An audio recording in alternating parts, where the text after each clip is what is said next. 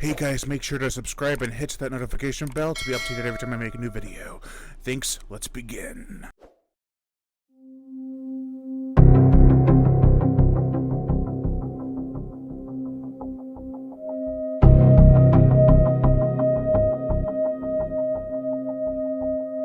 Hey guys, welcome back to the channel. You're watching The Horror Shark, and today, along with Monster, we're going to be talking about Daybreakers. This was a film that I feel got neglected a lot when after Samuel had passed. Everyone brought up his other horror roles like Event Horizon, In the Mouth of Madness, even Jurassic Park, of course, but Daybreakers is one that I've wanted to watch for a very long time, and Monster especially. She wanted to watch it for like 10, 15 years. Because we had seen it probably around the time it came out, not in theaters, but on Blu-ray. I remember enjoying it a lot. So, going back on it now, what did you think of Daybreakers after all this time? It was actually a lot better than I remembered. Yeah? Yeah, I thought it was better than I remembered. There was a lot of it I didn't totally remember. But I think Sam Neill's part in it was good, but the movie was good. And some of the other characters I liked. Yeah, Ethan Hawke, all the other, Willem Dafoe, really great actors. Yeah. I honestly forgot about the story, and I thought it was kind of interesting. How vampires were the rulers of the world, pretty much. Yeah, but it was kind of like... They were failing rulers. They weren't actually able to survive as long as they hoped to survive with all the humans running out in blood shortages. I thought it was like a good surpasses evil type thing. Yeah, I can see that. They're definitely And I thought it was... Oh, my other thought was it was like... It gobbles up corporate in a way. Because, you know, or people like... It made me think of, like, we probably have more going on to cure cancer than we let on to be, but it's all, like, it could really be money driven. No one knows for sure. So I got that feeling a lot in it, like almost like they weren't going to let it go because that was how they were going to make money. Well, I didn't see it. Like, I get the angle you're going with. I didn't really see it as the cancer comparison because I feel like they wanted to live forever. They didn't really need a cure for that because they were already living forever. Well, I almost felt like they were right, but what I mean is it was like they weren't going to let people turn back to human because then they were going to lose money on their blood. No, because they were, well, yeah, the imitation blood, but they also explained that the real blood tastes better and people would want to crave it more after that. But I do think that they definitely tried to play up the corporate angle. I think they just wanted to be stuck in their own ways. Like, I don't think they wanted to change, not necessarily for money or monetary gain, but for personal attachment to this thing they have, this virus. I think it was both. Yeah. I saw both angles. Because Sam Neill's character's daughter definitely played a big part in the story, more than I remembered, actually. I found her story tragic, to be honest. I don't want to spoil too much, but like... Yeah, I don't remember that at all. From the last time you watched it? Yeah, I didn't either. The one part that confused me, I might have just missed it, was the girl burning alive in the opening. I'm not sure if that was... I don't remember that part now. It was the very opening scene where the girl sits outside while the sun comes up. I don't remember whose character she was related to, if she was related to any at all. If it was just like a sign of people getting depressed, or vampires getting depressed. Or reminding you that they can burn in the sun. I don't know. Well, she left her letter behind saying that she wants to give up and everything.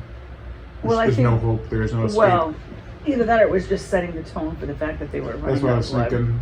Because Sam Neill mentioned his daughter, and I was like, is that the daughter from the beginning? Then he mentioned that she was still alive. That was quite the interesting thing. I don't remember that at all the first time. Yeah, and Sam Neill's character, he's not the good guy in this movie.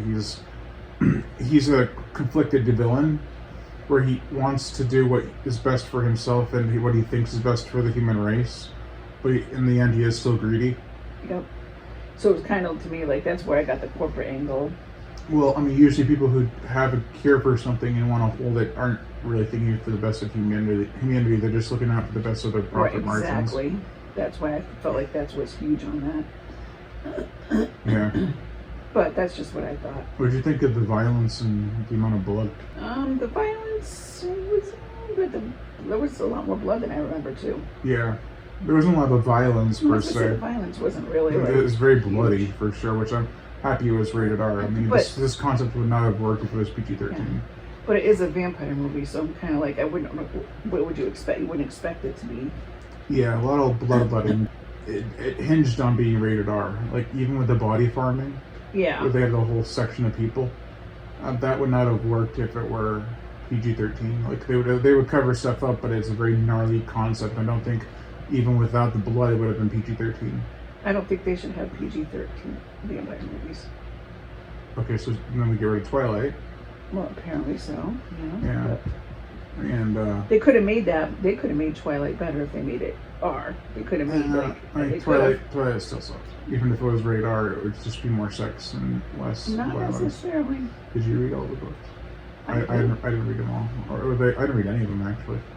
Liar. I read like 15 pages of the first one, thought it was gay. I mean, I liked it, but I can see where people go with it. It's whatever. I don't mind the story, I really don't. It's just the fact that they betray what vampires are in that story. I thought it was an interesting twist on it for sure. I guess if Well, the it vampires wasn't so teeny bopper, it would have been a lot better. Yeah, but I think Daybreakers does it better because these are monsters. They're not people anymore. They're undead Right. creatures. Well, and most of them are like that. It isn't like, and usually in a vampire movie, most of the people are not vampires. So this was an interesting take on it right from the beginning, is that most of them were vampires. Yeah. So I was like, well, that's interesting. I forgot about that because most people aren't. I think that some of the interesting things also was the cure they had. How they presented it as like being I don't even know how they really presented it. They say it's like a shock of electricity through your body and it kind of reignites your humanity or something. I don't know what See, it was. I kind of felt like it was like when people are rebaptized or baptized into like I think it's Baptist. So faith. instead of baptized by water, it's baptized by the sun. Pretty much. Kind of, but they do go through water.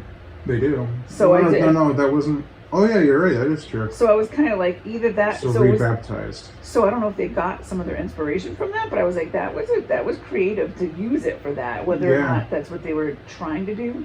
Yeah, I mean, I didn't really put the water comparison together because they had to have them wet to try to do the cure. Yeah, so I think that was interesting. I was like, Yeah. I wonder if they meant that or not.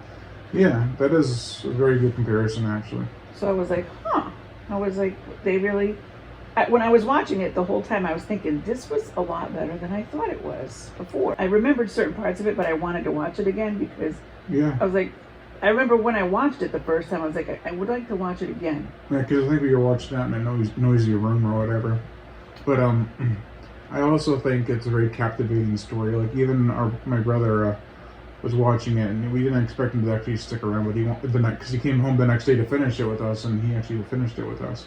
It is a very interesting story. It is an interesting take on that. It really is. And I forgot all about it. I think it's weird. Because the future for vampires could either go one of two ways. It could be a post-apocalyptic survival story against vampires, or vampires have already won and the human race is dwindling.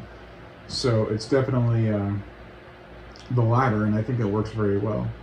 I think it's interesting how after all these years, a vampire is still something that they emulate in movies, and it makes you wonder if there was anything to those folklores that they had. Yeah.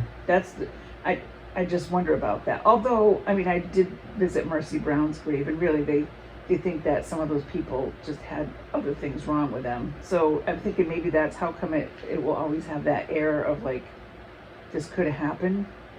You know, I don't know. I find it interesting. Like we have Dracula, we have Frankenstein, Werewolves. we have the werewolf, which I think is about as believable as vampires, werewolves. But I think the interesting part is that people think. they still come up with the fascination about those things. Yeah, and people kind of get into that mindset where I'm a vampire, I'm a werewolf, and they can pull it off, but every time it's just them having a problem with them.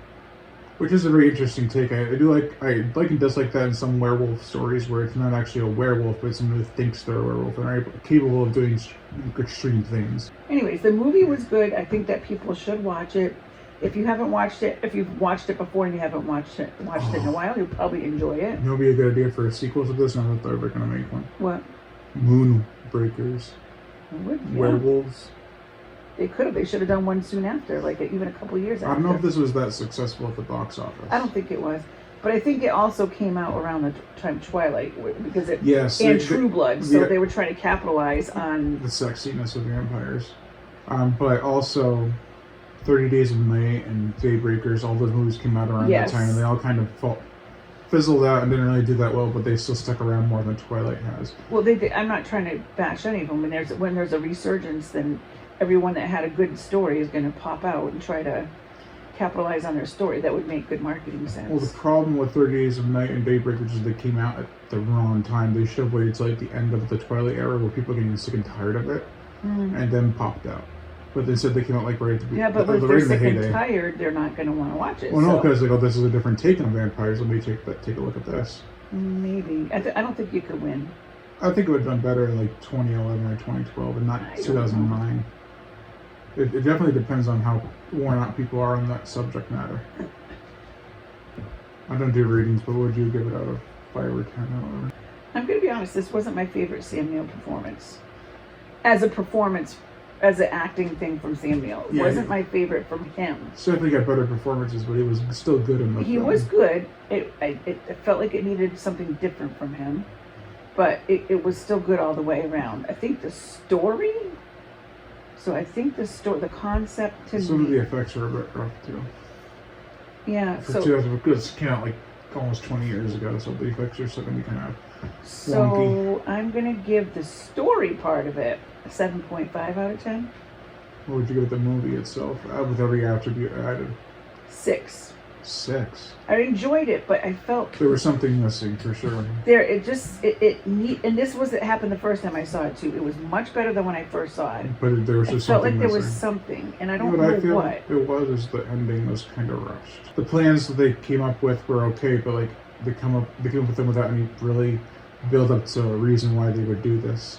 I felt like they rushed that part a little too much. Yeah, like the reveals of why this happened this way at the end. They show flashbacks instead of actually establishing it. So it's like, oh, we didn't show you this, and this is why this is happening, like with his brother and stuff. I don't even know. Yeah, I'm not even quite sure. Something although it would have spoiled the ending. Something needed to be worn. I'm not quite sure what it was, but that's how I felt the last time I watched it too. It was better than what I remember last time. I did enjoy the story. The scene with the vampires attacking everyone, and then they turned to humans, and the vampires attacked them was hilarious. It was bloody as hell, but it was hilarious. But that concept of that whole thing of like turning, then coming back, then turning. The reverse. Yeah, they're all doing it. Yeah. And then they finally get down to the last few and they get shot away. I was like, oh no, they just got their life back. That sucks. It was interesting. I do like that there was no loose ends really.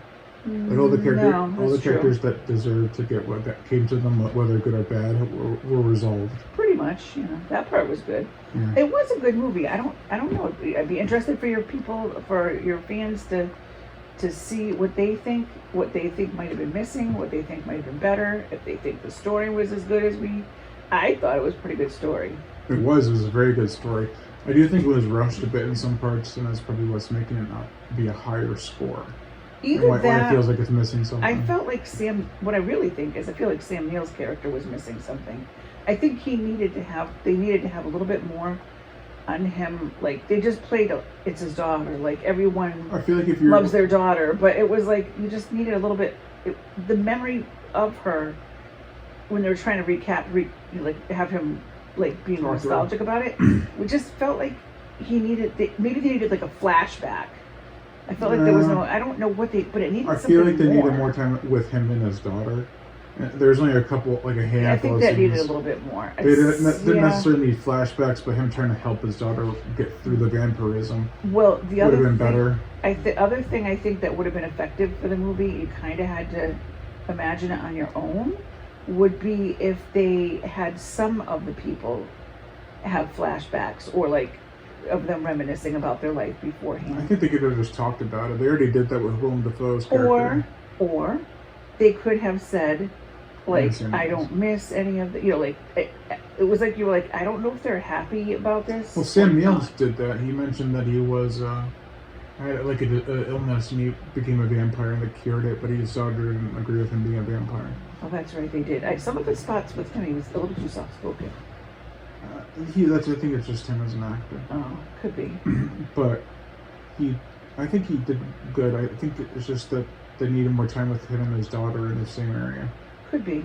It was a good movie. I think people should watch it. Because, like I said, the editing is very rushed. Because the parts where he turned, as his daughter turned, and then that could have used a little more time. He sees her, and that's pretty much it. That could have used more time for sure. That's where I think it's his performance or his execution of his character was suffering. It wasn't necessarily his fault. I was just going to say he doesn't necessarily have a lot of control over that. Yeah. Yeah, that's going to do it for this video, guys. You've been watching The Horror Shark. Oh, he was the best in The Omen 3 as the Antichrist. Grown up. We'll have to watch that too. That's really good. That's going to do it for this video, guys. You've been watching The Horror Shark, and I've been your host, Brian Gatto. Make sure to like, comment, on, as well as share this video. Also, hit that notification bell to be notified every time I make a video. And as always, subscribe. Play.